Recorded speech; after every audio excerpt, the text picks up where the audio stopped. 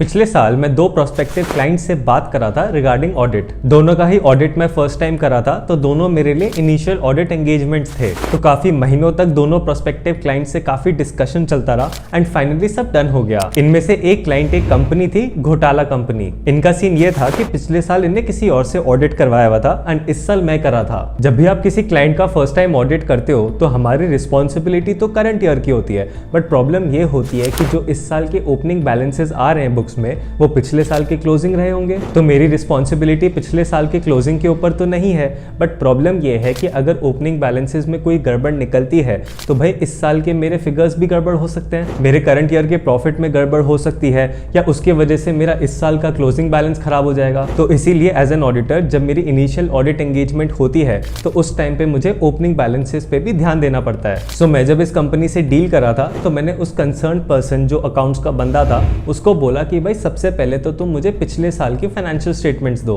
अब तो मैं ध्यान है कि जब हम लोग स्कूल में थे तो हम लोग ये काफी गलती करते थे कि पिछले साल के जो कैरी फॉरवर्ड बैलेंसेस होते थे उन्हें गलत ब्रॉट फॉरवर्ड कर देते थे कि पिछले साल का क्लोजिंग बैलेंस तो आपने 10 लाख दिखा रखा है एंड इस साल को ओपनिंग बैलेंस 8 लाख दिखा दिया। तो ऐसी गड़बड़ हो जाती थी स्कूल में एंड पता है कंपनीज भी ये गलती कभी कभी कर देती हैं। तो इसीलिए सबसे पहले ये देखना जरूरी होता है कि भाई जो इस साल के ओपनिंग बैलेंसेस हैं क्या वही पिछले साल के क्लोजिंग बैलेंसेस थे कि नहीं। ऑडिटेड फाइनेंशियल स्टेटमेंट्स देखने के बाद मैंने ऑडिट रिपोर्ट निकाली एंड जब मैंने पिछले साल की ऑडिट रिपोर्ट देखी तो मुझे पता चला कि पिछले साल के ऑडिटर ने उसे क्वालिफाई करा हुआ है। मेरे लिए ये चीज रेलिवेंट इसी वजह से है क्योंकि भाई अगर पिछले ऑडिटर ने किसी चीज पे क्वालिफिकेशन दे रखी है तो कहीं ऐसा तो नहीं कि वो चीज इस साल भी कंटिन्यू हो रही हो, क्योंकि अकॉर्डिंगली फिर मुझे भी अपनी ऑडिट रिपोर्ट को क्वालिफाई करना पड़ जाएगा। तो मैंने कंसर्न पर्सन से पूछा कि सर आपके पिछले ऑडिटर ने रिपोर्ट को क्वालिफाई क्यों किया हुआ है। तो सीन ये था कि इनके डेटर्स थे 10 करोड़ के एंड इनमें से एक डेटर था 3 करोड़ का एंड ये डेटर ऑडिटर की नजर में डाउटफुल हो गया था।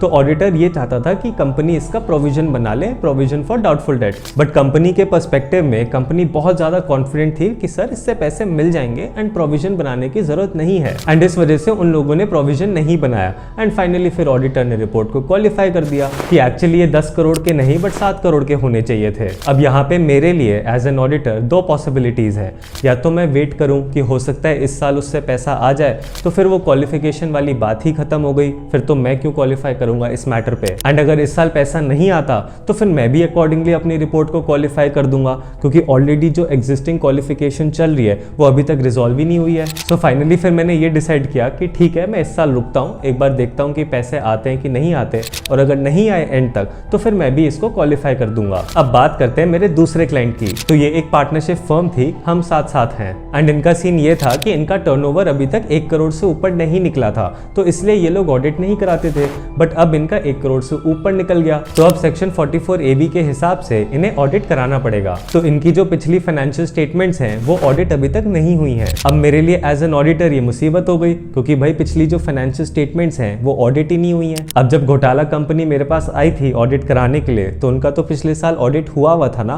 तो मैं रिलाई कर पाया था पिछले साल की ऑडिट रिपोर्ट पे, ऑडिटेड फाइनेंशियल स्टेटमेंट्स पे, बट यहाँ पे इन लोगों का तो ऑडिट ही नहीं हुआ। तो ऐसे केसेस में मैं क्या करता हूँ कि मैं सबसे पहले मैनेजमेंट से रिटन रिप्रेजेंटेशन लेता हूँ कि भाई लिख के दो कि आपके जितने भी बैलेंसेस आ रहे हैं बुक्स में वो सब एज पर अकाउंटिंग स्टैंडर्ड्स हैं। और एक सीधी सी बात ये भी है कि भाई मैं सारे बैलेंसेस को तो बैठ के चेक नहीं कर सकता, मेरी रिस्पॉन्सिबिलिटी तो इस ईयर के ऑडिट की है ना, पिछले साल की फिगर्स के लिए थोड़ी है। तो इसके लिए मैं क्या करता हूँ कि कुछ मटेरियल बैलेंसेस को चेक कर लेता हूँ, जैसे bank, land and debtors. Bank statement check कर ली, प्रॉपर्टी के पेपर्स चेक कर लिए, उसका इलेक्ट्रिसिटी बिल देख लिया एंड जो डेटर्स हैं जिनका अमाउंट ज्यादा बड़ा है, ज्यादा मटेरियल है, उनसे एक्सटर्नल कंफर्मेशन मंगवा लिया। और ऐसे केसेस में क्या होता है कि आप क्लाइंट से ज्यादा फीस भी मांगते हो क्योंकि ऑब्वियसली आपका काम बढ़ गया ना, तो उसके अकॉर्डिंग फीस भी ज्यादा होती है। तो मैं इसी ऑडिट में लगा हुआ था, सारे प्रोसीजर्स परफॉर्म करा था एंड फिर मुझे पता चला कि जो घोटाला कंपनी में वो डेटर था जिससे 3 करोड़ रुपए मिलने थे उससे फाइनली पैसे मिल गए और वो बैंक स्टेटमेंट में भी रिफ्लेक्ट कर रहे हैं। एंड फिर मैंने अकाउंटिंग एंट्री चेक कर ली, बैंक स्टेटमेंट से देख लिया कि हाँ भाई पैसे आ गए,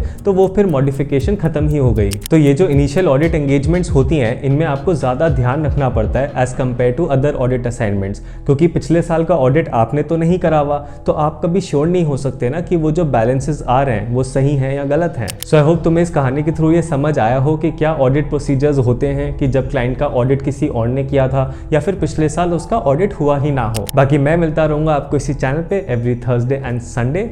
you take care, have a nice day.